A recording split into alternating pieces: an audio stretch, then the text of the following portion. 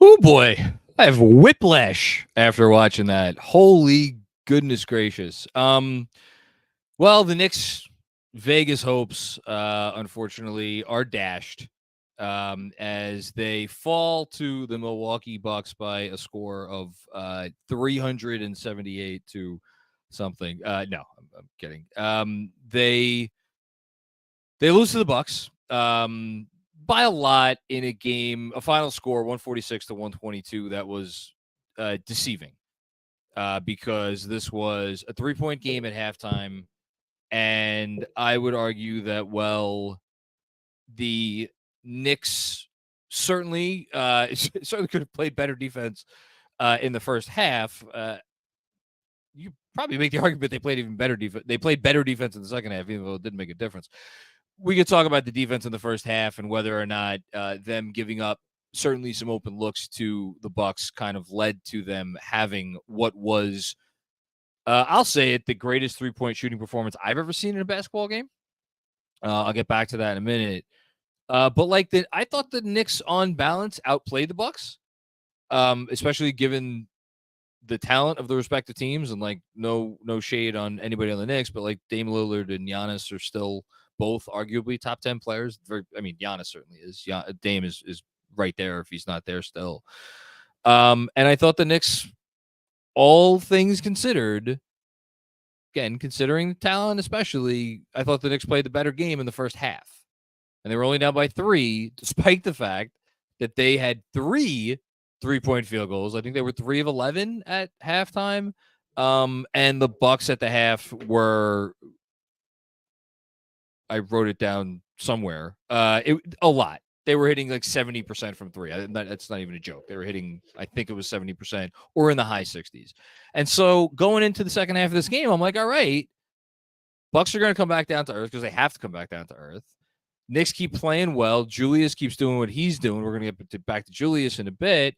This feels like a game that we should be, at the very least, be able to be in down the stretch. We were doing good things in transition, pushing the pace, every opportunity they got, scoring a fair amount of easy buckets on the Bucks that way.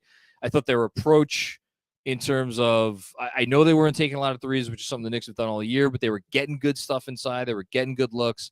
And then it was just kind of gradual from there, where the Bucks, I think, stepped up their defense a little bit, and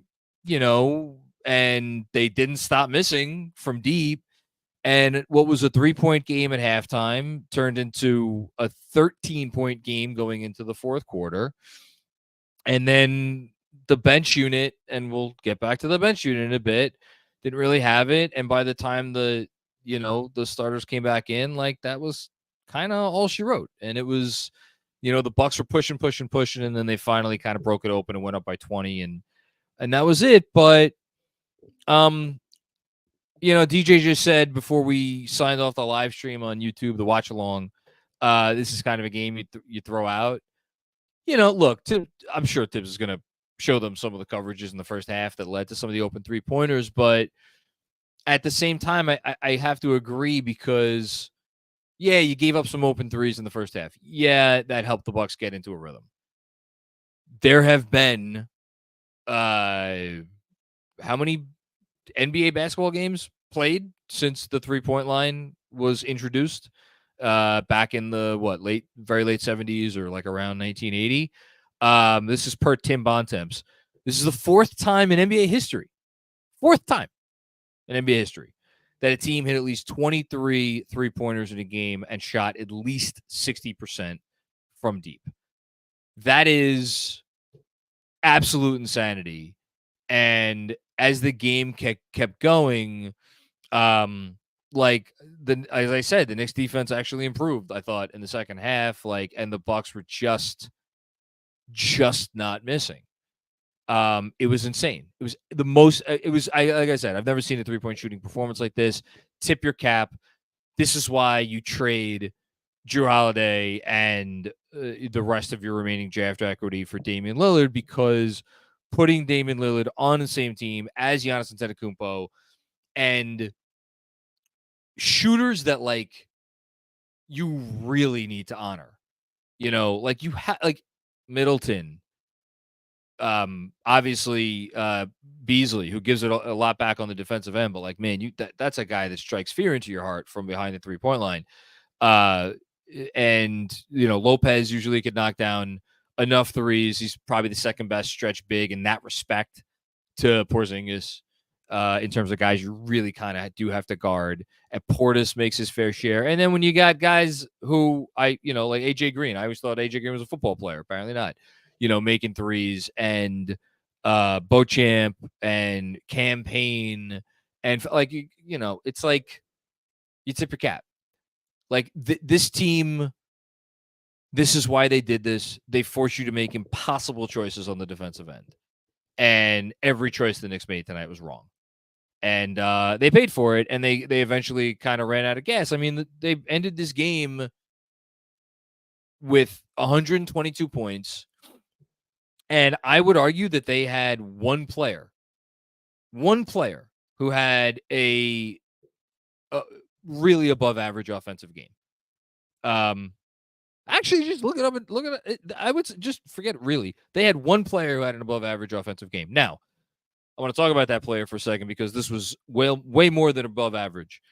Julius Randle, 41 points on 14 of 19 shooting, took 2 threes, made both of them. If there is one thing that comes out of this game moving forward that if I could pray for it, I mean, if this is the game that gets Julius maybe going right from deep, it'll be worth a loss double this amount.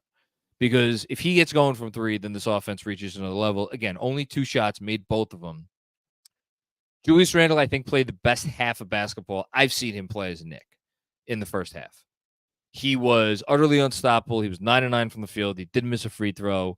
He made some nice passes. Like, and you could say he tapered off a little bit in the second half, but not by much. Like, he was awesome in the second half. Like, when they were really fighting to stay in this game in the third quarter, like, he finally missed some shots. I think he maybe had a turnover or 2 in there in the third, but like, I mean, you cannot say enough about him. And I'm sure we're going to get a lot of super chats about him, but like, I get it. His lows are probably lower than anyone in terms of frustration, and in terms of like, man, this isn't a talent thing. This is an effort thing. And that's what makes them so frustrating. But everybody always has bouquets upon bouquets for everybody else when they put up games in the same area code as the type of game that Julius Randle put up tonight. So I would politely request everybody keep that same energy for his game, because again, I know he's a guy people have conflicted emotions about and conflicted relationship with. You're not going to see a better basketball game from a Knick this year. You're just not. He was that good. He was unstoppable. And by the way, I thought he brought it on both ends. Like, did he stop Giannis? Obviously not, because when Giannis is going like this, nobody can stop Giannis. But he had some moments. He was giving it his all out there, I thought, on the defensive end. I just can't say enough good things about Julius Randle. It is why, like, the notion of them trading this guy for peanuts is like, or like for like a lesser ceiling player, or like a, kind of a more of a plug and play guy, and like not like a star. Like, they're never going to do it. They're just not, and they shouldn't, because you live with the floor, because this is the ceiling. And when the ceiling is as good, and like, I'm sure there are people out there who'd be like, yeah, great, Julius had the best game of the season. They still lost by $1 billion. Has nothing to do with Julius Randle. Zero. Nada. Nothing. And again, and that's because nobody else came to play. And I don't want to hear, oh, Julius was hogging the ball. Took 9 shots in the first half. He didn't take 15 shots in the first half or 20 shots. Took 9 shots. And nobody else was going, and nobody else was going in the second half either. Like, I don't want to turn this kind of negative, because again, historic 3-point shooting performance, which, like, you can only blame so much on the Knicks defense, and it is what it is. But like, nobody else really showed up tonight. I thought Josh Hart had a nice game.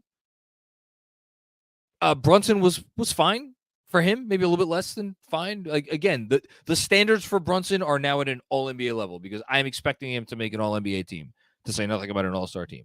So given that standard, 0 of 5 from deep, he was 10 of 17 inside the arc. That was pretty good. Made some really tough shots, good looks. 6 assists, 3 turnovers. They picked on defense in the first half. Certainly not his best game. Again, fine. Josh Hart was pretty good. After that, I know RJ finished 23 points on 7 of 18 shooting. That shooting line doesn't sound that bad. I guess it's not. Got to the line, 6 times? 8 times. Made all 8. Good for him. Got to the line 8 times, made all 8. That's important. That's meaningful. Hashtag meaningful. This is not a good RJ game. His shots, some of those shots were just not close, and they were not good attempts. They were poor attempts given the likelihood of them being made or missed, and sure enough, a lot of them were missed. And the Bucks were kind of daring him to you're gonna dust our guy one-on-one, go for it. And he was rarely able to do it. And they also need him to get the 3-pointer back. He made that one garbage time 3 at the end, but he took 3 threes before that, missed them all. Some of them didn't look good. Didn't love the game from RJ. Not to be outdone quickly. I'm here ragging on Barrett. Quickly was 1 of 7 in this game. Quickly did nothing. He got to the line 4 times also, made all 4. Okay. I would say this is up there with the 1 or 2 most underwhelming Quickly games of the year. I mean, certainly can't praise his defense because you can't praise anybody's defense tonight. Really, really underwhelming Quickly game. And actually, I'll at least give RJ some credit. Again, the getting to the line 8 times, I mean it. That mattered. That was a part of, I thought, what they did well tonight, drawing fouls. And yeah, there were some frustrating takes from RJ. The misses from 3 were frustrating. Quickly was a 0. A 0 tonight. And how rare, how many times over the last year or 2 years, 3, since he's been drafted, would you watch an Emmanuel Quickly game and be like, he was a 0? You could count those nights on 2 hands. He was a 0 tonight. And it needs to be said because, big stakes, right? Big stakes. Randall showed up. Brunson, kind of showed up. Hart showed up. Barrett, Quickly, and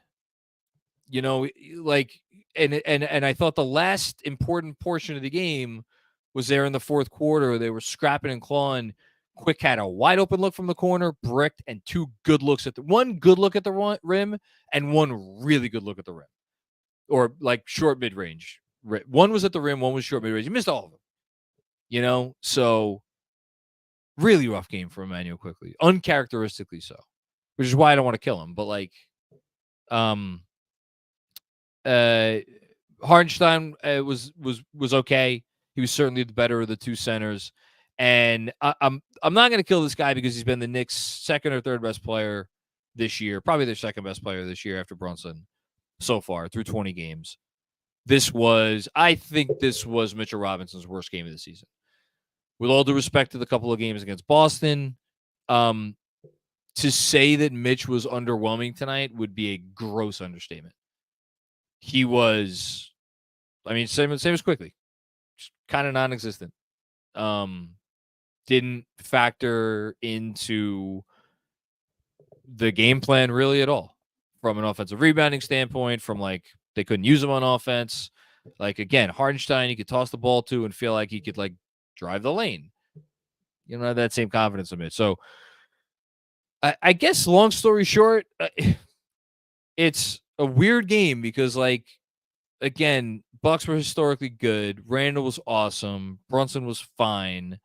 Nobody else really did anything that worth writing home about. A lot of your usual really strong performance had outright bad games. And so, yeah, it's an in-season tournament game. Yeah, it's embarrassing to lose by 1 million points on national TV. And yeah, you're going to get a lot of the fucking same old takes. I'm not someone who ever cares about those takes. I feel badly for those people that do because if you pay attention to this shit, you're going to get a lot of it tonight. I love that Andrew just typed that into the chat. Andrew just typed into the chat. Maybe I missed it. Did you mention Grimes? No, I didn't mention Quentin Grimes. He goes, Quentin Grimes.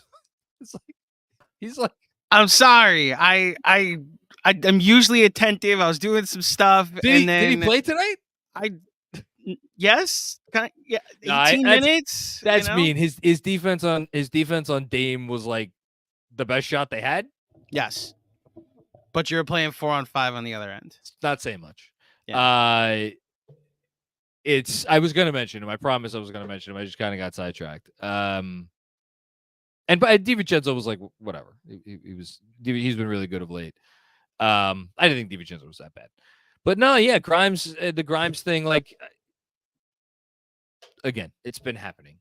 They've been winning despite it. They don't need Grimes to do a lot on the offensive end most of the time. Tonight, you needed everything. And so the nothing that he's been giving you stood out more tonight, certainly. Especially since you needed his defense. This was a Quentin Grimes game. You needed him to make Dame's life hard. And when he's just a non-entity out there on the offensive end,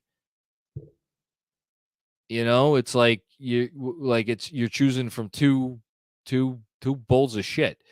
Neither option's great. Like take out my best perimeter defender or leave him in, and then try to keep up with this monstrosity of an offense that is just making everything and scoring at will. So yeah, I don't know.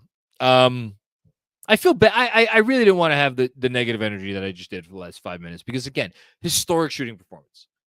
But I thought even with that, there was a way for them to be in this game until the fourth. They just couldn't get anybody else to support, certainly Julius, to a lesser extent Brunson and Hart. And again, I thought DiVincenzo was okay. Like I think you better get used to that closing lineup or that lineup playing big minutes because I think they're good and they won't.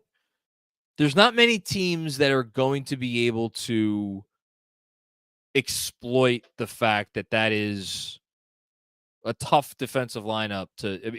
It's not a great defensive lineup, like the Bucks do. That's the last thing I'll say. Like DiVincenzo, Hart, Brunson, Julius, Mitch. At the very least, you have Hart point of attack defense, and you have Mitch at the backstop. Tonight, you're in a Mitch and one perimeter guy wasn't making a difference.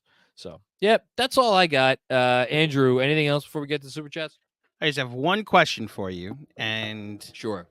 I mean, you've been following, you were watching this team, obviously, as intently as any of us over the last couple of years. And we know that Fred brought up to our attention the 20-game mark as the potential for changes. This was game number 20. So what do you think? I know the lineup data thing is a thing, and that starting 5 unit plus minus has gotten smaller and smaller. Do you think anything changes? Not before the Celtics game or before the Celtics game? No, I don't think it changes. No, I don't think it changes. I think a couple things. So they've obviously changed Fournier earlier than the 20-game mark last year, but that's because Fournier, the complete vibe with the team was off.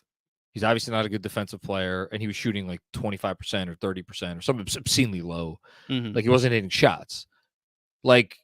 Grimes, I'm pretty sure even after this game, maybe after this game, it brings him just below it.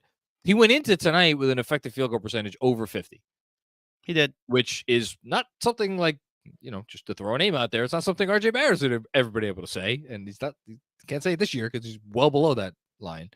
But the thing with Grimes and what makes it such a different situation is because he is playing the role he does, even just as a guy that is going to prevent the potential help defender from helping off of him and digging in on whether it's Brunson or Randall or RJ, that in and of itself is enough value to add to the starting offense where what he brings on the defensive end, it's like it's I don't even think it's a question. Like they're 12-8, their defensive rating is gonna get like torpedoed, but like they're still gonna be actually tonight. They may climb in the offensive rating rankings tonight. So there's a chance they may wake up tomorrow and be top 10 in both offense and defense. Like they're going to be what, sixth or at worst seventh in net rating tomorrow morning. Like the team is good. They're doing fine. So no reason to change anything. All right. I figured it had to be asked. Let's get to this. It's a fair question, I guess, but like, I don't see. All right. See what we got. Dom Cappuccini, is it a correct silver lining to say that while the offense mostly looked good, the defense won't be likely half as bad again, judging from what we've seen prior to tonight?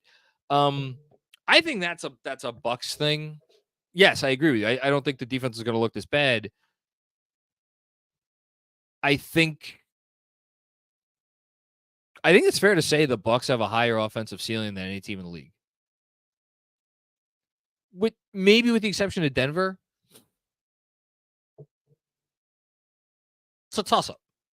It's a toss-up because the theory was that you were going to have, it's not just an unguardable pick and roll combination. It's a pick and roll combination that can't be switched. Like are there two players in the league that could switch a Dame Giannis pick and roll combination? If that, they haven't really even gone to that yet. And like, as a combo, it makes so much sense. Individually, they're brilliant. And then when you surround them with these shooters, like this team hasn't given a fuck on defense all year. I'm talking about the Bucks. And they're going to wake up tomorrow morning, and I don't know what's their record going to be. It's very good, right? So I don't think you take tonight and like draw any serious conclusions about the Knicks defense. I do. If you take Mitch out of the equation, if Mitch is not having his regular impact on the pick and roll, which is the foundation of every offense in the NBA, that does take a lot of the wind out of their sails. And he does not have that same impact against, it's only two teams, but it just so happens to be the two teams that you're going to have to go through if you want to do anything in the Eastern Conference over the next 2 years. In all likelihood, which is Boston and Milwaukee. So, like, is that a bit of a problem? Yeah, I guess it's a bit of a problem. But listen, those are first world problems, I guess. Be more coy. I realized, by the way, as I was listening to XJ and DJ, who did a phenomenal job on the post game the other night, you'd made comments before, and I was like, "Be more Corey." I was like, I made it like a joke about the name. It didn't hit me that it was Baltimore Corey, because I'm an idiot and I'm not very bright. So Baltimore Corey. Stop watching 3 minutes into the fourth. Great win or crushing loss. This was one of those games where I didn't think anyone played particularly bad. I'll agree to disagree a little bit. Again, it's the two worst performances for me were Mitch and Quickly, and those I'm going to do, probably maybe not tomorrow, but the next day I'll do the Knicks Film School newsletter stars standings through 20 games, or maybe I did them. Sorry, I did them already. And Mitch was second and Quickly was third. So like after Brunson, they've been, in my estimation, the second and third best players on the season. So like for them to have relatively poor games, and again, it's like, it's relative, so like this is about as bad as you'll see them ever play, and like in comparison to other people's worst, it's actually not that bad. For them, it's bad, at least this year. Thanks, Baltimore Corey. Dom with another one. Thanks again, Dom. it's not the loss that really bothers me. It's the blowout. It's been a while since we've seen that deficit. Oh, well, guess no town hall tomorrow. No, we're doing town hall tomorrow. Come on. I think he was confused about the schedule. This is my fault. What? Okay. What? Because for the last 2 days on whether it be the pregame pod or the study hall, I've been saying that if they lose, they play Wednesday. Yeah. So I apologize to everybody. The Knicks don't play again until Friday. We currently have no programming on Wednesday night because I left it open just in case. So there will be a town hall for all of our Monroe and Ewing tier patrons tomorrow at 8:30 Eastern. There will also be Casual Friday on Thursday. So, on Friday. You know what I mean there. And a pregame pod for the Boston game, which is Friday night, not Wednesday. Friday night. I apologize. That's on me. And I'll be better for the future. I apologize. I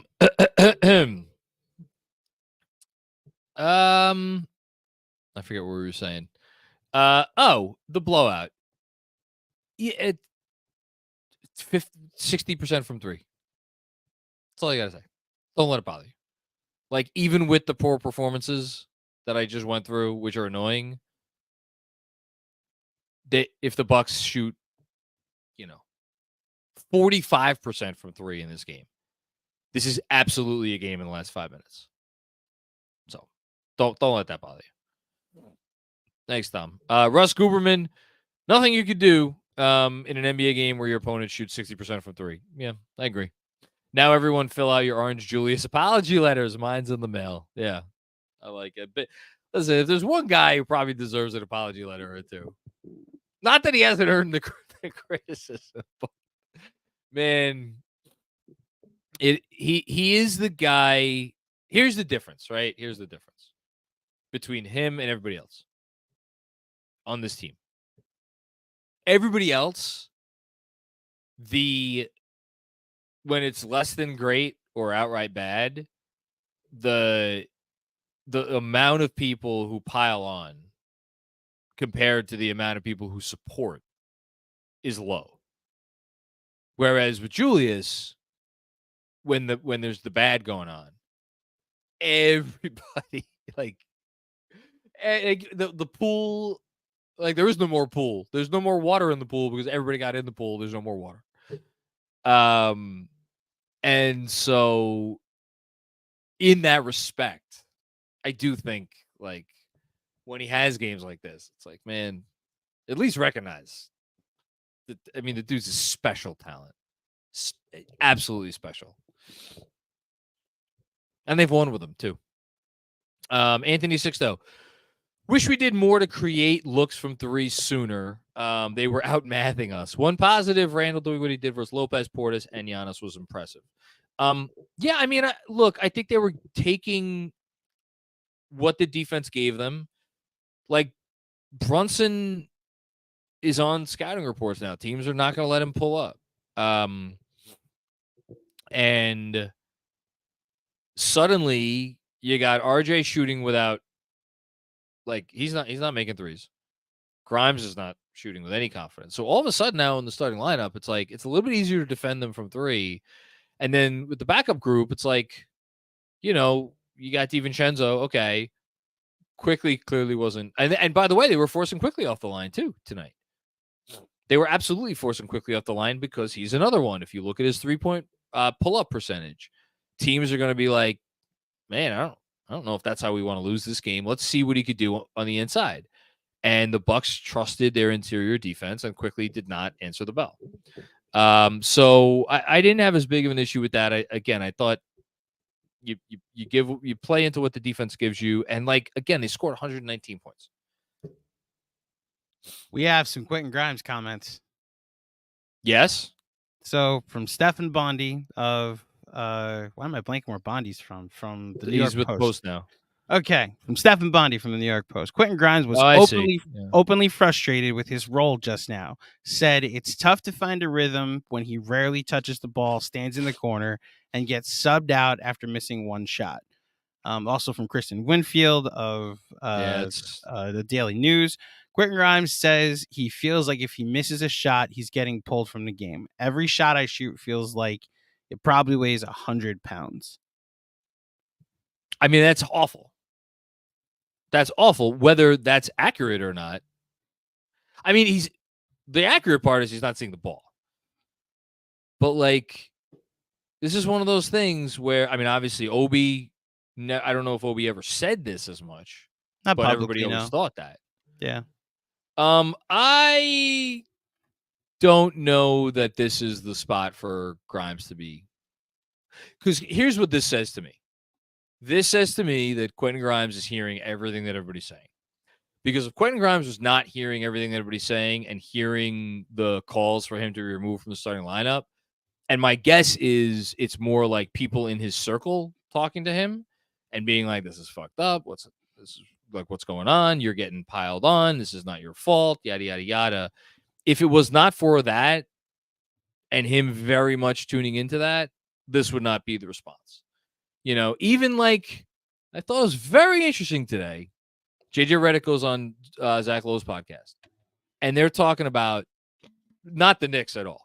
They're talking about, they're having just like a general conversation about players who it's like just drive and kick. Like there's a lot of drive and kick going on right now as opposed to, you know, stepping into like other types of shots.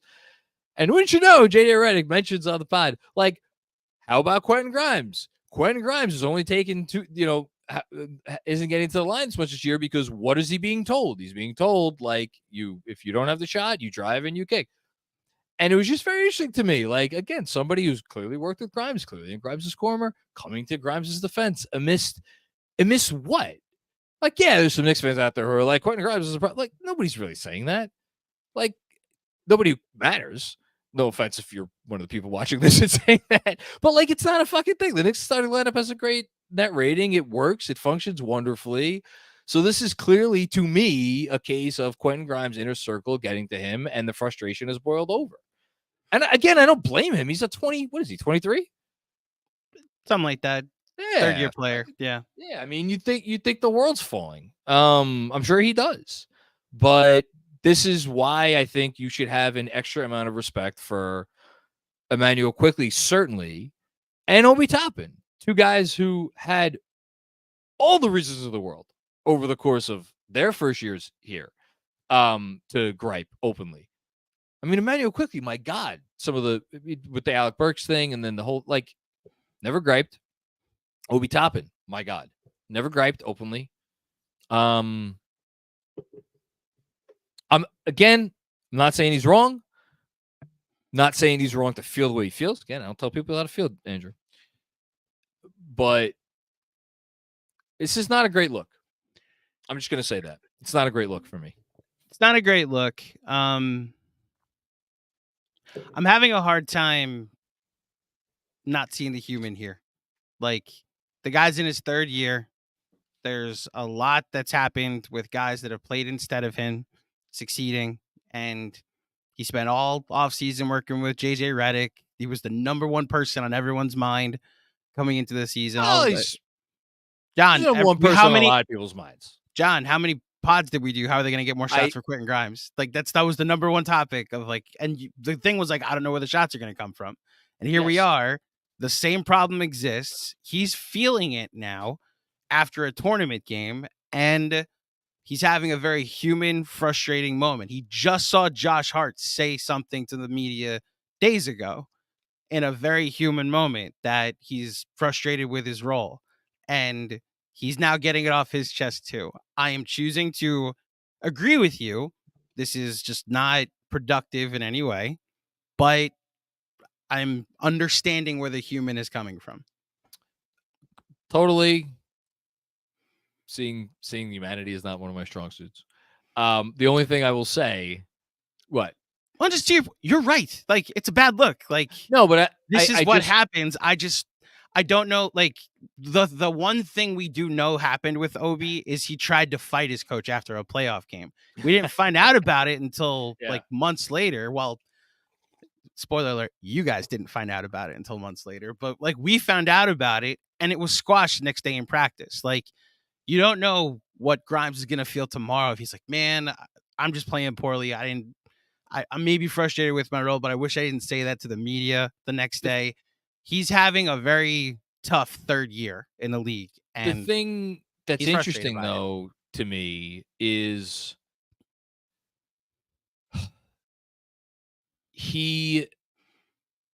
the reason why he feels like he might get pulled if he misses a shot is because of the talent on this team.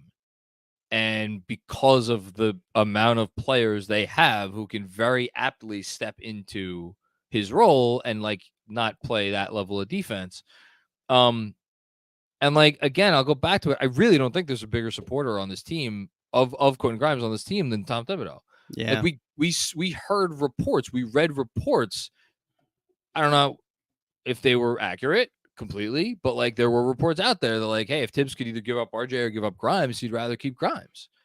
Like, Tibbs freaking loves Grimes. He's talked up Grimes. He's the reason Grimes is here. I was gonna say, you want to talk about reporting? Fred has said several times on this show that Tibbs was very much, we got to go get Grimes. We need Grimes. The Yaron Weitzman article that talked about draft night, like he wanted Quentin Grimes on this team, you know, and I mean, the first chance he got last season, he put him in the starting five, and it caused a downturn for Evan Fournier in the rotation. Eventually, he was going to downturn for right, but like that's what I'm saying. First chance he got, and Grimes if it wasn't for the Evan injury, Fournier, despite the contract, Grimes is in the rotation despite some, let's call it productive minutes from Cam Reddish to start the year. Not meaningful, just productive. Sure. And like Grimes earned a real role on this team. And look, I asked the question about the change 20 games in because like it's 20 games and Grimes is joining Club Trillion a lot of nights.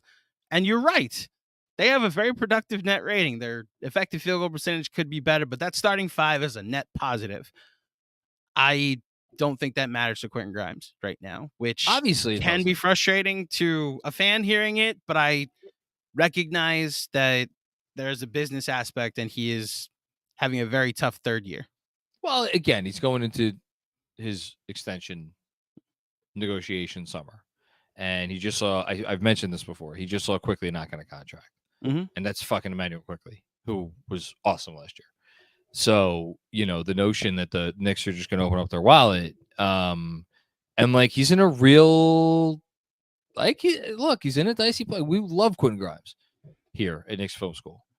Benji Ritholtz, who knows more about basketball than anybody doing what we do right now. Like, I don't think he believes in anybody as much as he believes in Quentin Grimes. But like, he's in a real dicey place here where right now in a 9-man rotation, he is very clearly number 9. You want to maybe say Isaiah Hartenstein is close, but like whatever. He's on the bottom of the totem pole when it comes to the guys who actually are asked to shoot and make baskets. It's an interesting place to be. That's all. Yeah. All right. Let's keep the show going. Yeah. Zach Halilovic, find me a game where a team that shoots over 60% from 3 loses. Needle in a haystack. Well, you're not going to find many because there aren't that many. Thanks, Zach. Dom Cappuccini, I'm actually glad they played them. They don't play tomorrow. They play Friday. I am not looking forward to the heckling tomorrow, and I told you so. The sooner this goes on the back burner, the better. Night all. I think people will move. Again, Dom, I'm sorry. There's no game tomorrow. It's Friday. There will be plenty of I told you so's. Frank Miranda is in the super chat. I'm sure he'll be at the town hall tomorrow. I'm sorry. The game is Friday, not tomorrow. We'll see you at the town hall. For what it's worth, I did lay this out in the newsletter this morning. Listen, I don't think anyone's going to be spending a whole lot of time killing the Knicks. I think all of your sports talk tomorrow, if that's what you choose to spend your time listening to, is going to be focused on Bucks Pacers and whoever wins this Laker Suns game versus the Pelicans. I don't think people are going to spend a lot of time talking about the Knicks. It's my guess. What did you say? You laid it out in the newsletter this morning? What happens if they win versus what happens if they lose. You know what I found out when the game was Friday? When I read the newsletter this morning. Oh, there you go. Yeah, so I had already recorded and edited and published. And I was like, oh, I just misled our entire audience. So I apologize, everybody. The game is on Friday. It happens. Sri, what's going on, Sri? Milwaukee's our worst matchup in the league. I'll get back to that one in a second. I feel like we have a shot against any team but them. I don't feel like this game is indicative of our ceiling. I don't feel like it either, other than the fact that you're gonna need to go through this version of the Bucks to do anything in the East, probably for a few years. Are they their worst matchup? You know what? They might be. Just I don't know. Minnesota's pretty rough now with the length they have on defense. Minnesota's pretty rough. But I would go Milwaukee, sure. Castle Focus, what's going on, Ja? Thanks for all chiming in at halftime and then your contributions during the watch along. If you find me by this game that Randall would have 41, Brunson 24, RJ 23, and the Knicks would finish with 122, I would probably book my 2 tickets to Vegas. Disappointing. It happens. But again, we know that certain guys could have played better. And again, the defense, the threes. Not even the defense, the threes from Milwaukee. That's what it is. Chewing on. Chances are Nincompoop owner overreacts and forces Leon to make a move following this game. No way Droopy Dog isn't mad we aren't playing in the Sphere. Old Dolan is going scorched earth. I would be very surprised if that happened. I think those days of Dolan are done. But yeah. I hope at least. Stevens Guillaume, we have to play Milwaukee and Boston. How many more times? Yeah, I know. It's like, and the worst part of it is like one of the Milwaukee, the Christmas, the December 23rd, and then Christmas. It's a back-to-back, and they're both at home, I think. Where it's like, okay, well, I are they going to get one of those? I hope so. This team's a bear, man. They're a freaking bear to play, and they're just hitting their stride, which is what made that first loss, the original loss, the loss in Game 6, so frustrating. And I said it then. I said this team's going to figure it out, and once they figure it out and they get rolling, Boston, I think we, with Porzingis in there, makes it harder. I hope. I mean, it'd be great if Porzingis didn't play on Friday, but I expect him to. Rob Delusman, what's going on, Rob? Sup, Macri and our man Andrew. Someone has to convince me how our starting shooting guard scoring 0 points is a good thing. Much love to you guys. Yeah, no, obviously it's not a good thing. Obviously it's not a good thing. Look, it is now with Grimes' comments, it is elevated to whereas it was a thing amongst Knicks Twitter. We're now at the point where like people around the league are going to notice these comments, obviously. I'm sure teams are going to start picking up the phone and be like, hey, that Quentin Grimes kid who looked like he was on his way to being like a $20 million a year 3-and-D player. You still want to hang on to him? And like, this is where agents get involved and like Grimes is in CAA. I know people some people don't care about that, but like,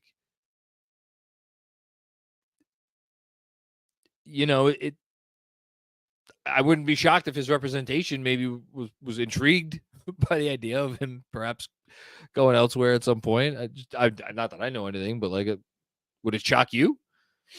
So, yeah, it's not great right now, and they have to figure it out because regardless of what I said before, that like the starting lineup can still function fine and oftentimes very good. Even if Grimes is like in this place that he's in, it's just not. It's not good. Doesn't feel good. It's not a good. It's not good. So I don't know what that means. To me, the by far the easiest solution is like they come out against Boston or maybe at Toronto or whatever. A game very soon where it's like, guys, we're getting Quentin 10 3-point attempts tonight. And he's not coming out until he takes 10 threes. I don't know. That would be my suggestion. Joslo focused.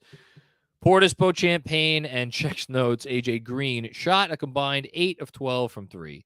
The Knicks as a team couldn't outshoot their bench. That says everything. Yeah, this is one of the I didn't harp on this.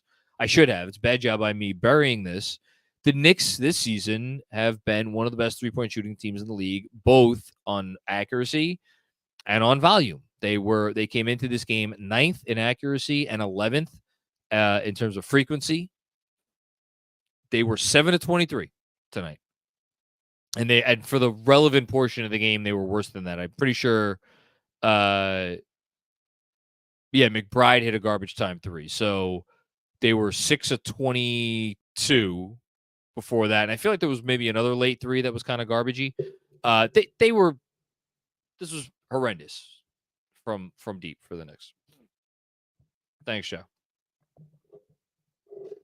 Zach Halilovic, 76% from 3 before garbage time. It's insanity. Insanity. It's wild. Never seen anything like it. Team shot a free throw percentage number from 3. Haitian Ferg, what's going on, Haitian? Credit the Bucks. They made shots. Can't beat any team when you're minus 45 on threes. My Lord, minus 45. Perimeter defense was decent. They just couldn't miss like the way we looked. I love the way they looked in the first half. I cannot say it enough. I really was happy with the first half. The offensive process and the way, the execution and the process, I thought was really sound. And then the defense, it's like a lot of them, even in the first half, maybe not a lot of them, enough of them were like, tip your cap.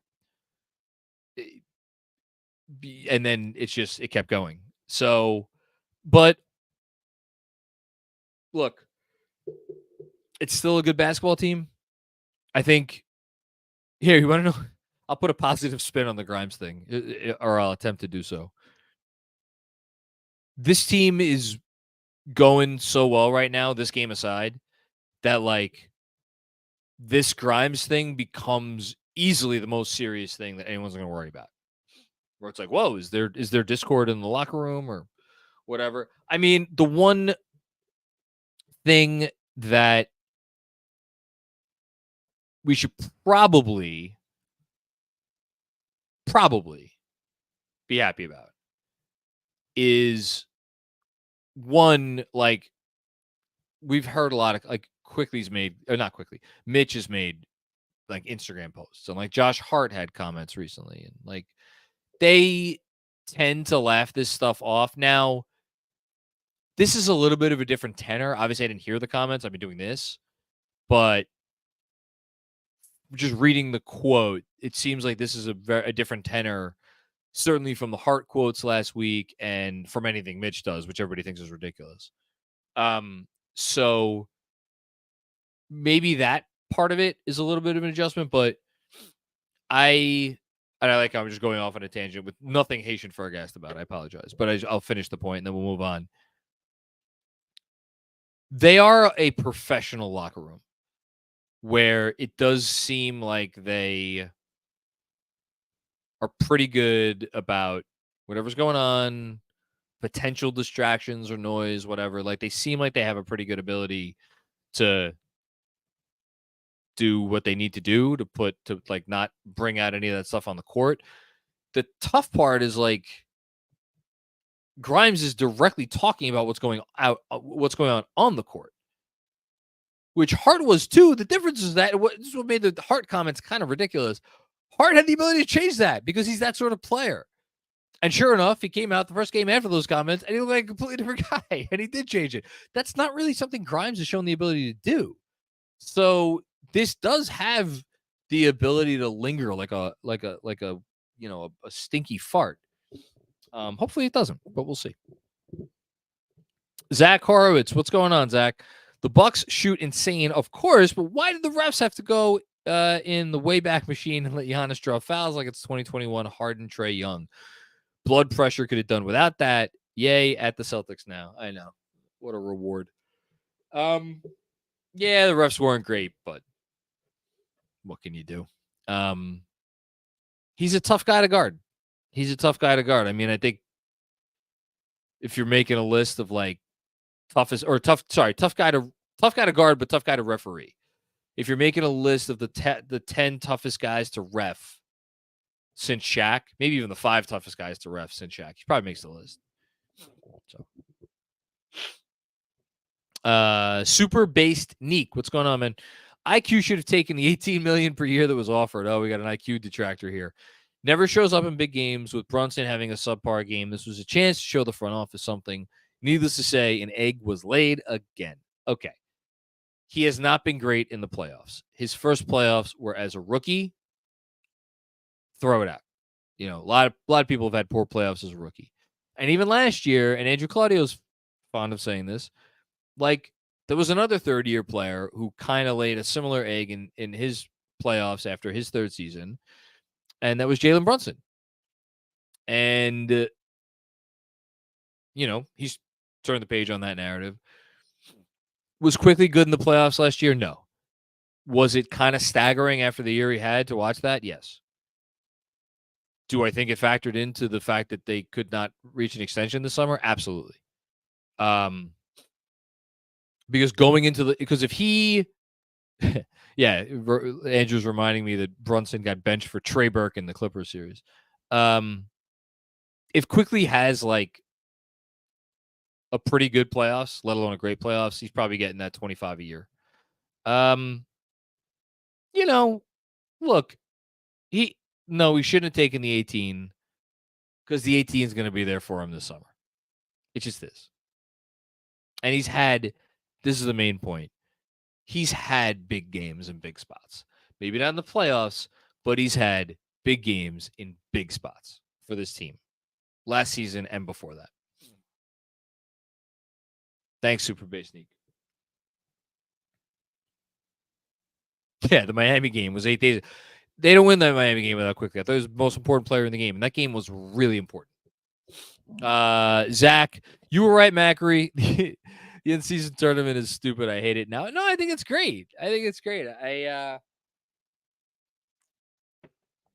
You know, it kind of stinks that we may get the very short end of the stick in terms of scheduling, but like, you know, and what PR benefit did we get out of it? We got our fucking ass handed to us on national television by the Bucks. That part's annoying.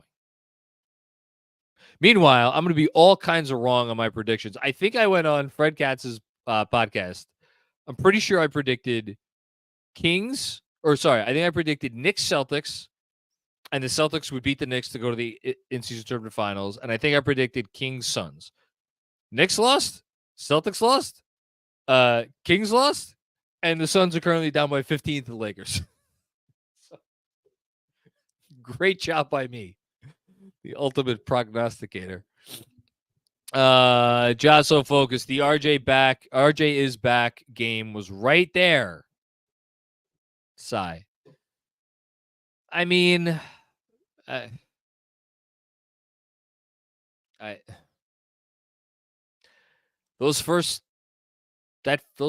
first week and a half starting to feel like a long time ago to me. I'm sure other people will say that's because you hate RJ Barrett and you're an idiot, Macri, but it's starting to feel like a long time ago. What is his 3-point percentage at this point? Is he even like above 40% from 3? I don't even know. He is not. What is he at? He was at 38 coming into this game. And what did he hit tonight? 1 of 4? 1 of 4. Yeah, another week like this, it's back down to 30. Yeah, we're going to be back down to like where we've been for much of his career. It's not what you want. Dan Hidalgo, this was significantly less fun than expected. The games yesterday had me amped for this one. The Bucks just didn't miss. It is what it is. Yeah. Yeah, you would have liked to see it come down to the end. That said, this is just me. It's less annoying for me to lose like this than it is to have lost on like a Dame 3 at the buzzer or something, which would have me not sleeping all week. But that's me. Dom with another one. One more by a slim margin, but still got beat on the boards again. Growing concerning trend. Okay, officially done and ready for bed. Back at it for tomorrow. Not concerned yet about the rebounding. The Bucks again, such a big part of the Knicks' ability to rebound is Mitch, and Mitch grabbed. Did he grab 4 rebounds tonight? Grabbed 4 rebounds tonight. I mean, it's it's tough. They're not a good matchup for him, and nor are they a good matchup for us. Super based Neek, thumbs down. Mitch against good centers and D non-factor. It's not that he's a thumbs down against good centers. It's just stretch fives, I think, get in his head. That's my assessment. Okay. The philosopher's take. There are no Knick players at fault here. The Knick basic offense is what other teams use as fourth quarter playoff game closing offense. It's archaic. I mean, okay. 3rd ranked offense last year. 11th ranked offense coming into tonight. Going to be at least 11th coming out of tonight. But everybody's entitled to their take. I'll say that. And especially if you're a philosopher. You beat me to the joke and I stepped on yours. I'm betting 1,000 tonight, everybody. First of all, for anybody that missed it, the Celtics game is Friday, okay? The Celtics game is on Friday, okay? Yeah. And John just had a really good joke and I stepped on it. So you didn't step on. What did you step on it? I jumped in to be like, even philosophers can have a take. And you were like, especially, and I stepped on it. So I apologize, everybody. I didn't even hear you. Well, I'm glad you didn't. Unfortunately, I did. Do you want to update on the standings? I'm pulling it up right, or the stats. I'm pulling it up right now. Already got it. They're still 11th in offense. They're down to 7th in defense. They surprised they didn't drop lower. Still 7th in net rating, though. Whatever. Dom, good game, Randall. Serious now, bedtime. Bye. Dom, you're an addict. We need to start having Knicks Film School Super Chatters anonymous meetings. Hi, my name is Don Cappuccini, and I'm a Super Chatter. Thanks, though. Drazov, what's going on, Drazov? Thank you for your contribution. Thank you, everybody. We get a lot of repeat. Those meetings, those Super Chatter anonymous meetings, would be robust attendance and with a lot of the same faces, and I love it because it shows the support that we have. So thank you, everybody. I don't say it enough. Thank you. IQ's big game resume off the top of my head doesn't seem great. Felt like he went force over facilitate tonight. Props to Randall for showing up. So I do think that you're giving him not really enough credit for the good games he has had. Just go back last season. Here's the thing for me. Quickly started off rough last season. The Knicks started off rough last season. Right around when Quickly got it going is right around when the Knicks got it going. I don't think that's a full coincidence, number one. Number two, because the Knicks got off to such a tenuous start, for me, maybe not other people didn't feel like this. I felt like I was living on a fucking tightrope with this team from really the beginning of the season, but like in terms of when things got good, even all the way through, what was it, a week left in the season where I think we clinched a top 6 seed. To me, so many of those were big games. And how many games against good competition did Emmanuel quickly step up and have big performances? Like, obviously the Boston game is the one that stands out the most, but there were a lot more where he really answered the call. So I'm not slapping this on him. I do, but to your point, where you say he felt like he went force over facilitate tonight, when it is tasked on him to create offense, right? Because that's the biggest reason that I have been a level down from the people who look at him and be like, well, he could have a Brunson-esque leap with his own team. And I've never stepped up to that level. And the reason is because I just don't think the offensive creation ability is there. And I think if you don't have that in the NBA, you have a certain ceiling. And nights like this, where a defense could really key in on you in a way that they did, I think it shows up. Now, that's not to say that he hasn't created a whole bunch of offense in a whole lot of big spots. He has, but his ability to do so consistently when a defense is really locked in on him, like, that's why we really do take for granted what Julius and Jalen do, because every freaking defense is locked in on them every night.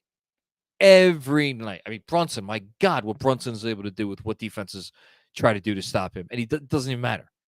And we're sitting here talking about his game tonight. Like, it was a so-so game. Like, the dude was still really good. That's stardom. When defenses throw the kitchen sink at you every night. And you do what Brunson does. And Randall did tonight. And Giannis does. And Dame does. And, like, guys like this. And you go up and down the line. That's a so your point in that respect is, I think, well taken. Sam Garcia's dad. Sam Garcia's grandma summed it up with, well, that sucked. Give her my kudos. As someone who wavers on trading for a superstar, maybe this game is evidence that you do it. No one should be wavering on trading for a superstar if it is an actual superstar. I've never wavered on trading for a superstar. I just don't think one has become available, and I'm not sure when one is becoming available. But I also have a pretty lofty definition of superstar.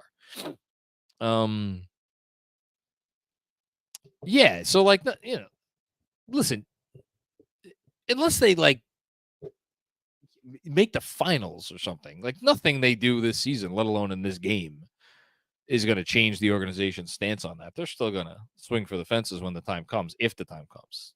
It's an if, not a, or it's a when, not an if, I guess. This is a quote, I guess, from Tibbs. Tibbs was asked whether you consider a lineup change for Grimes. To put it on Quentin is not fair. I don't think we really had anyone who played well.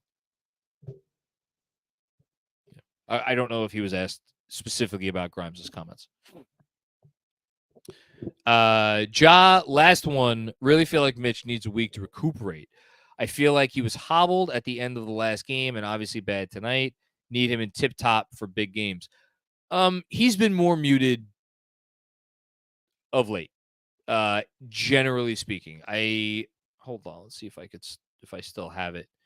I should be able to pull this up pretty quick because I actually charted out the stars, like, by game, like stars of the game that I give out. And this is now going to be the 5th game in the last 6 the Knicks have played, because he was really good in the Charlotte game. But Miami, not great. Phoenix, not great. Detroit, not great. Toronto, not great. And now tonight, not great. So that's 5 of the last 6. Again, not that this means anything, but, like, if you care about my own personal opinion about who was the best performer in a Knick game, before this recent stretch of 6 games, in the first 14 games, Mitch got one of the stars of the game, meaning I deemed him to be one of the 3 best Knicks in the game 11 out of 14 times. So, yeah, maybe it's a little bit of wear and tear. I don't know. We'll see. Jessica, I turned 42 tomorrow. Jessica, happy birthday. I'll say my piece. Let me read the rest of your comment. Would have loved an early birthday win, but hey, KFS is like a gift you get all year, so I'm thankful. Great Julius game tonight. Let's go Knicks. Jessica Elsner, for anybody who doesn't know, has been such a massive part of building up our community here in Knicks Film School over the last several years. In our Discord for patrons, in the Substack chat every day, on here in the and chats and super chats, obviously, and just in every way a person could be supportive of a thing. She has been supportive of Knicks Film School, and it has meant a lot to me personally because she's one of the kindest people I've ever met. Someone I consider a true friend. And so, Jessica, happy early birthday. I'm sorry they couldn't get the win for you, but I hope you are doing something great, having a great meal, seeing a good movie. I don't know. Listening to some good Grateful Dead songs. Anything good. And I'm almost there with you at 42. I'm a year and a half away, I think. Frank Miranda. Oh boy. I might want Andrew to come up for this one. What's up, Mac? It's your boy Frank from Patreon. I really wanted to get this one and play in Vegas. LMAO. Where are all the RJ?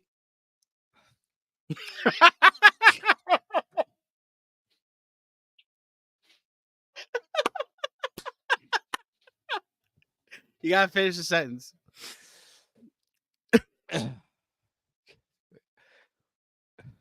Where are all the RJ Hive booty clappers now? They were real loud after 7 games. Remind everybody, what's his effective field goal percentage now?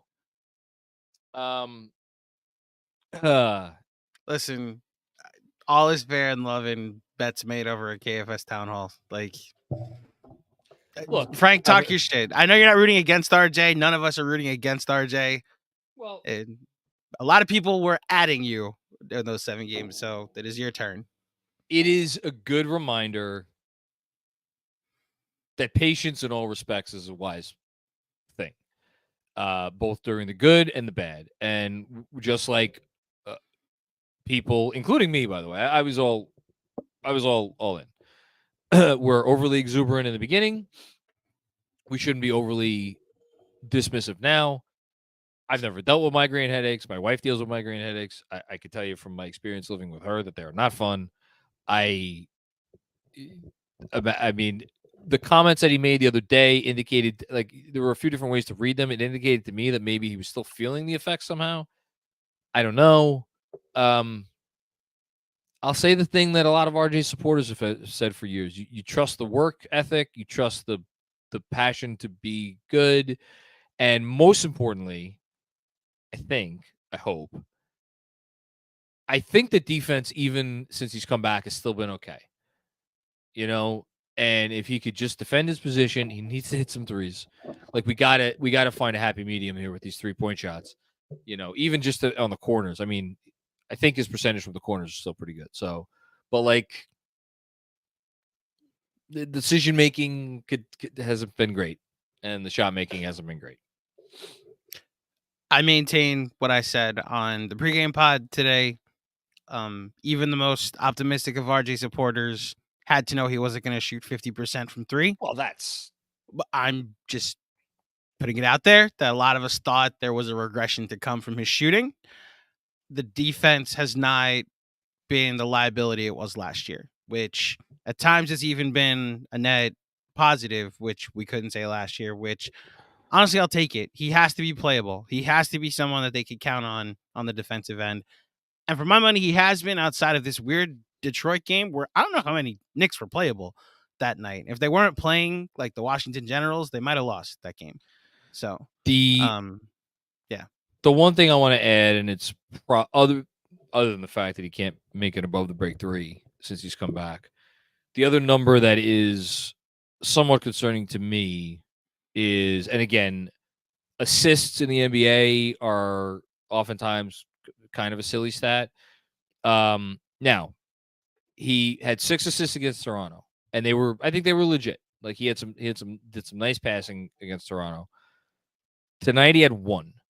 Before the Toronto game, his assist numbers since coming back: 2, 2, 1, 1, 1, 3. And like, even in the early start, his assist numbers weren't like popping off the charts. He had a couple of 6 assist games in his first 7. I just think the passing and the playmaking has taken a little bit of a dip since he's been back. A little. I agree with that. One more from Frank. Frank Miranda with another one. What's up, Mac? It's your boy Frank from Patreon. I can't wait for tomorrow's town hall. RJ Hive, come on down.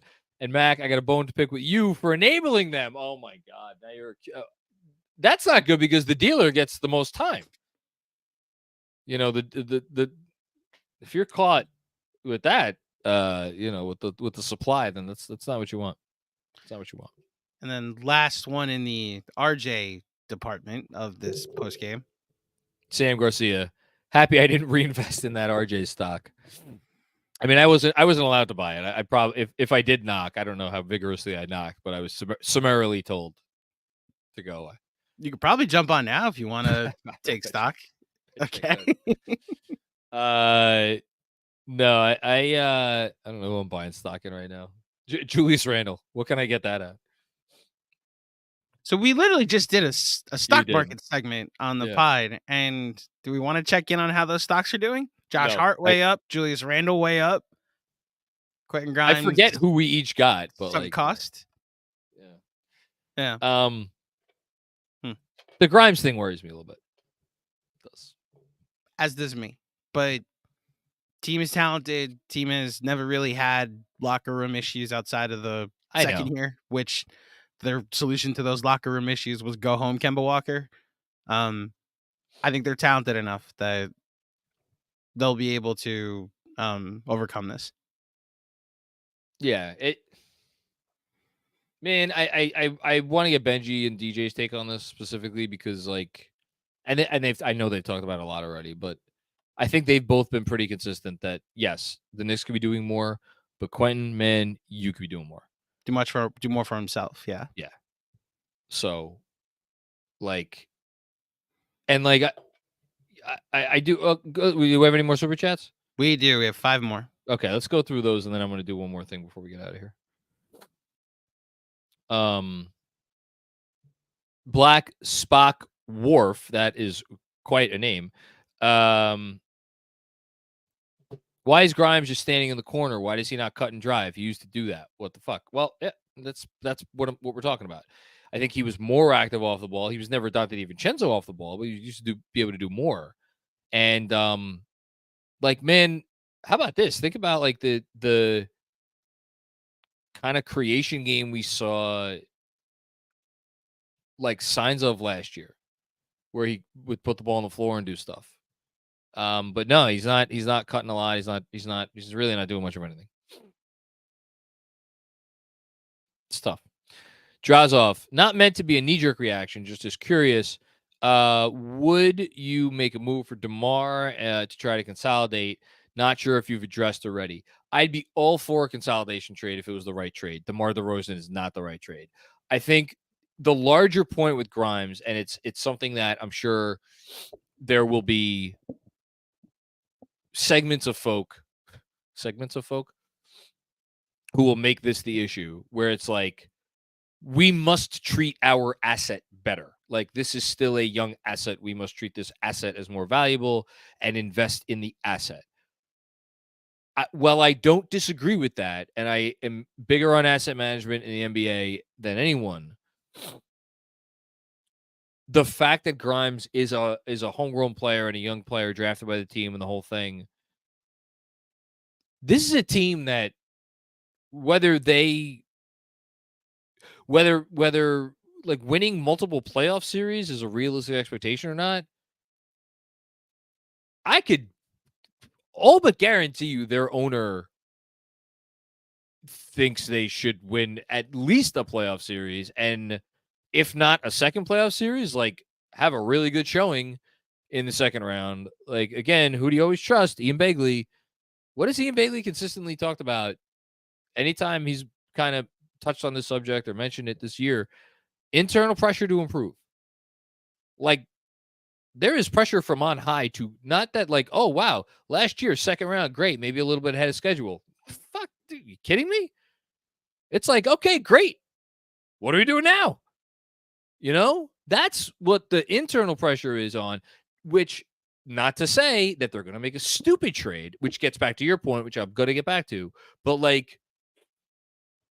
the notion that they're at a stage where it's well, we have to give Grimes X amount of minutes and make sure he gets enough X amount of shots and all of this because he's a young asset. Like those days are done. Those days are gone. They don't exist anymore. Whether they should or should not, I'm just here to tell you they don't. Which is not to say that they will bury him as an asset. Like he's going to stay in the rotation. He's going to continue getting meaningful minutes. I think he's going to stay on as the starter myself. But like in terms of the organization making a particular effort to like rehabilitate his stock, I think it's much more like, man, if you're not helping us, we're going to act accordingly. And like, we're going to keep playing you because your spacing matters and your defense matters. And as long as you're like even doing what you're doing now, you're going to continue seeing 14, 15, 16 minutes a game. But as far as like anything beyond that, like it's on you to because like where he's at right now, I don't know. It's tough. I'm sure he like obviously he still has trade value, but like has his trade value cratered? I don't know if trade value cratered. Because I don't know that it was ever like super high. This is a very long-winded way of saying, would they make a consolidation trade, sending out a young player and maybe even multiple young players for a veteran? Yeah. I actually,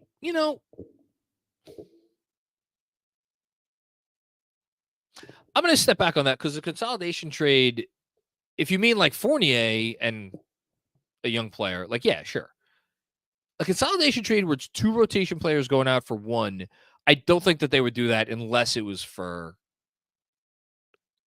a true star or, like Anunoby. Otherwise, I think they would probably just try to flip a young player and then Fournier's salary and for whoever else. It shouldn't be DeMar. DeMar is a bad fit with this team. He wants to operate inside the arc. He is not a 3-point shooter. He needs the ball to be successful. Yeah, all those things. Parrish, what's going on, Parrish? 1, we could play bigger also if our uninnovative coach plays Sims against Twin Tower teams a bit. Yeah, I don't know if Jericho Sims was the answer you're looking for tonight. Also, can DiVincenzo play well against 500 teams once? I didn't think DiVincenzo was bad tonight. It was better than RJ. It was better than Quickly. It was better than Mitch. It was better than Grimes.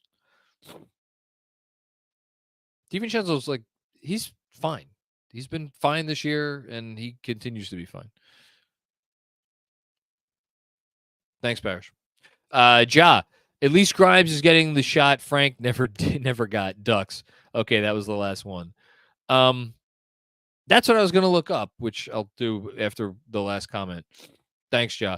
Drazov, I love IQ, by the way. Bought his jersey after his rookie year preseason. I guess for me and maybe others, the highs of his good games are really high, but the lows of his bad ones are very low. Yeah, I mean, sure. I guess this maybe my reaction to this speaks more to the fact that I don't have him on the level as others do.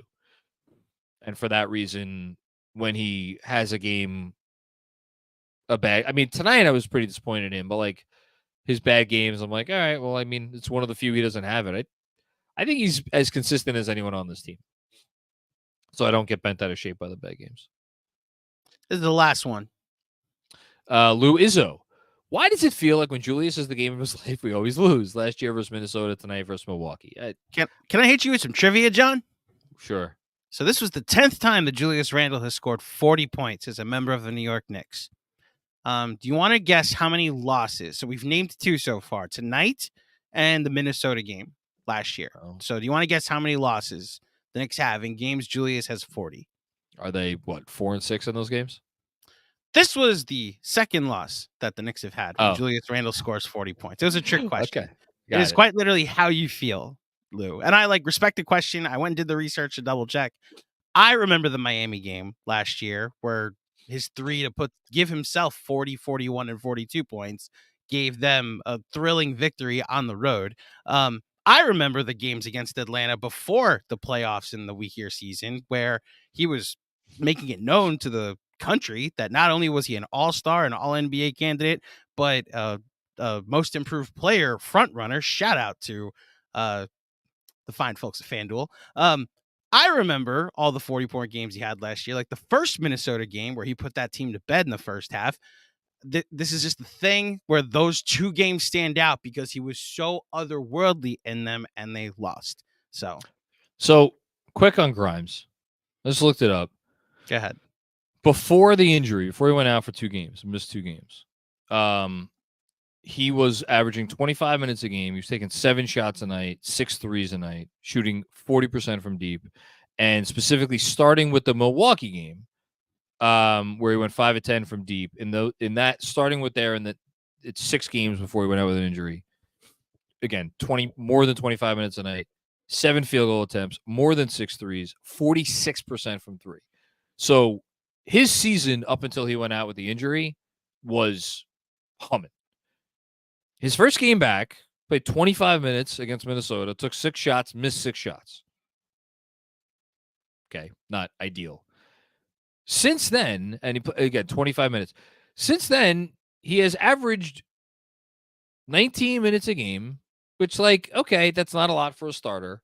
But, like, on this team, if you're not performing, like, there are enough guys, you're not going to play more than 19 minutes. He's taking 4 shots a game, just under 3 threes a game. He's hitting 28% from 3, and he's hitting 24% overall, which means he hasn't really hit any 2s at all.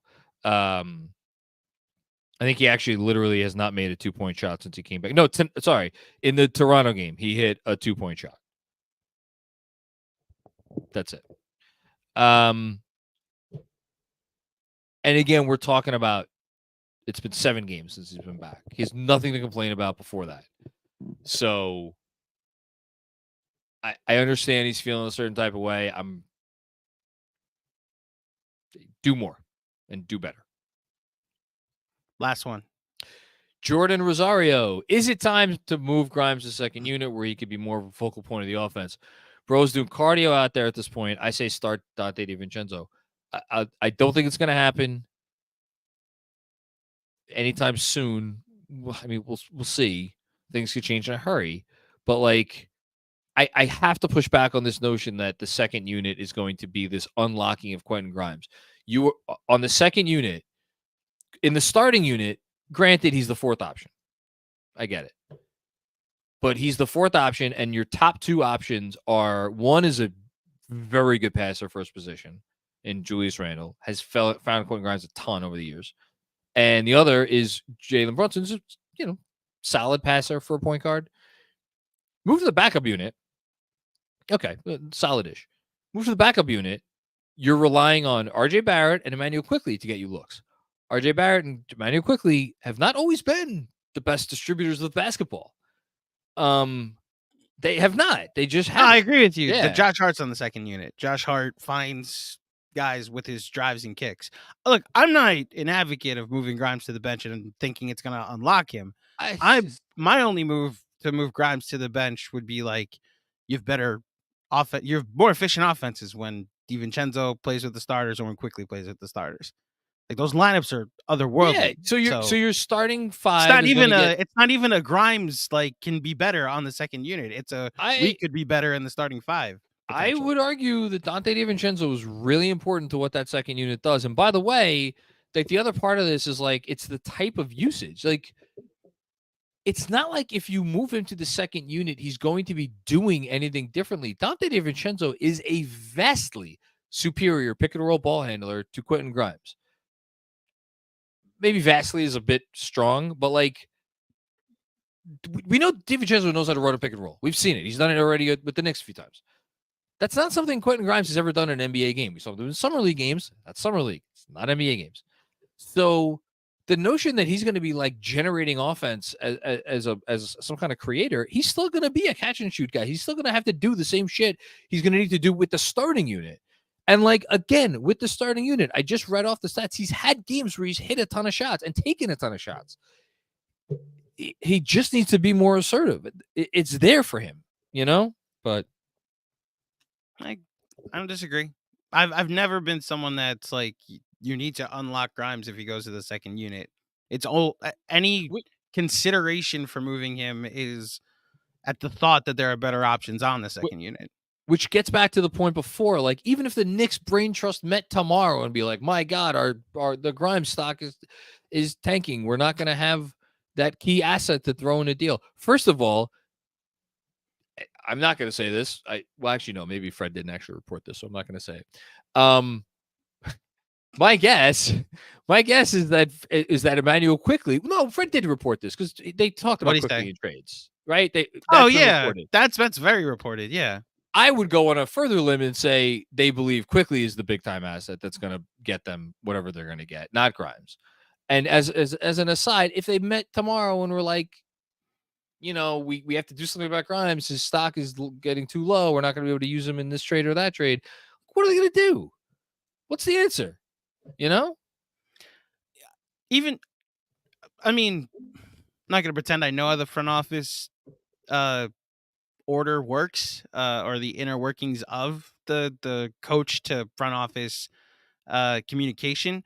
I don't think Tibbs is going to listen if they're just like, hey, we need to take care of this asset, because that's a non, like, if that was ever going to happen, it would happen with Obi.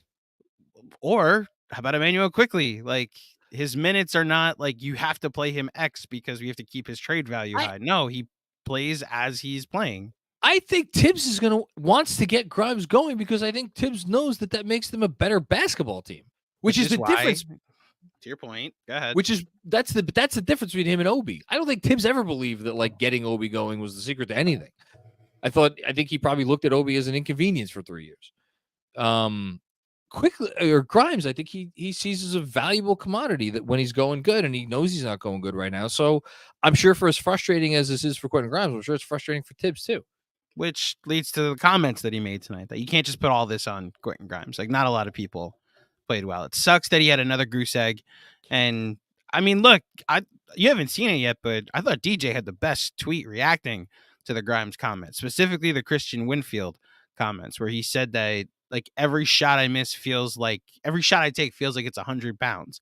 And it's like, this is what like the actual words of how anxiety feels like. Like, he's feeling it right now. And it sucks because he's young and he was part of the solution last year. And now Quickly is closing games for him. And Josh Hart came during the season last year and started closing games instead of him. And Dante DiVincenzo basically plays his role. And Quentin Grimes didn't go to Villanova. So I feel for the kid. It's also why, if we're talking trades, Knicks fans, and I know you've pushed back on this, if you're going to trade Quentin Grimes, go get Alex Caruso. Plays the exact same position, does the exact same Grimes things, requires the exact same usage. So that would be, man. Caruso shooting over. Well, last I checked, it was. I'm not looking up Caruso's stats. I'm looking up the Bulls' salary cap, because Grimes doesn't make enough where. No, you'd have to include other things, but the issue is Grimes doesn't make enough, and if you throw Fournier in, it's way too much. And the problem, what you'd be looking at, actually, I think, to make the math work, and they're not going to do this, is because Kobe White's having a really nice season, just signed an extension. Like, they're not like Kobe, like that. That's Kobe not happening. Okay. And so then you turn to Patrick Williams, and like Patrick Williams is a piece that I'm sure they want to get something real for. And then after Caruso's $9.5 million, you go down to Dosunmu, who makes 6.5, and all of a sudden Fournier plus Grimes is way too much. And Dosunmu's a good player, and then you got Javon Carter, like he's like, so it gets crazy. Basically, it's like it's a complicated trade, because you're talking about probably diverting Lonzo Ball somewhere, and where are you going to divert him? Because it's like it's salary at this point. Yeah, but there's no team with cap space. So even if you found a team willing to take him on, and you still have to take back a fair bit of money, and then you have to compensate that team for taking on Ball, which is a toxic asset because he's a player option for next year. That Do they have anything expiring at the moment? No, that's why the Bulls are in a really tough spot as far as Caruso's contract is too good, and I if anybody's listening to this and be like, well, the Knicks could throw in Isaiah Hartenstein. Like the Knicks, I don't think the Knicks are going to upend their team to do something like this. It was a 1-for-1 swap if you're trading Quentin Grimes. I would want a one-to-one swap it to Caruso. My only other thought is add a third team, but I don't know if you want to add a third team to try and make that type of salary, type of trade work. I personally think it would be worth it because I think you want to talk about a defensive lineup that perfectly hides Jalen Brunson. It's with Josh Hart and Mitchell Robinson and Alex Caruso on the floor. Let me just say hold on. Let me look at this real quick. So Anthony Sixto's in the chat saying DeMar is expiring. I'm not entertaining. Yeah, that's not a DeMar thing. Yeah, the problem is Grimes makes 2.4. Yeah, 25th. So even if you're cobbling together like him with minimums like that, then you're talking about a 3-for-1, which I'm not even sure if the Knicks. I don't know if the Knicks could do that because they're up against the tax. What does Javon Carter make? No, but that's on the Bull side. Now I'm talking about if it's just straight up Grimes plus little money for Caruso. Like the salaries don't match up. Grimes is at 2 point whatever. Caruso's at 9.4. It's just it's not a good match. So I would still figure out a way to make it work. Whether you got to add a player just to fill that. They don't have a trade extension. The Knicks? Yeah, from Obi. No. Okay. Oh, maybe you know what? Maybe they do, but Caruso doesn't fit in it because Obi didn't make this much money. Okay. His cap hold being the 8th pick wasn't that high? It's his trade exception is what he will. I'll look it up. Is what he was making. Hold on. This is not the way I thought we were gonna go. I just made a comment that if we're upgrading Quentin Grimes, it's not to a high usage player like the Rosen or Levine. Yeah, it's not the way people should go. The Obi trade exception is his salary for this year, which is $6.8 million.